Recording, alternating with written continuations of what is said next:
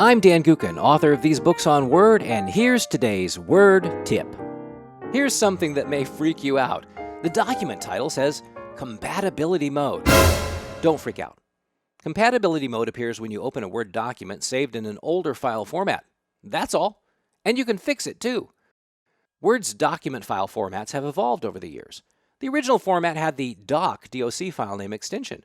This format changed subtly over time, but maintained compatibility with ancient versions of Word all the way up through Word 2003. Then everyone got all disappointed in 2008 when Microsoft introduced Word 2007.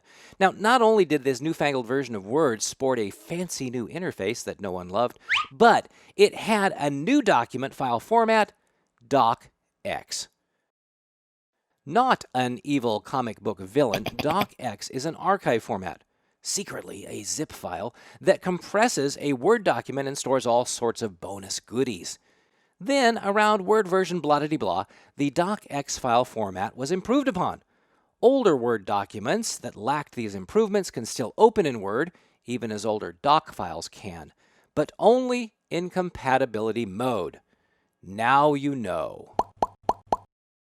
But I open a docx document and it still says compatibility mode. That's because Word updated the file format again. You can still convert the document, but it's just saved by someone who's been naughty and hasn't upgraded to the latest version of Microsoft Office. I enjoy being naughty. To address the issue, you update the document. Click the File tab, Info, Convert.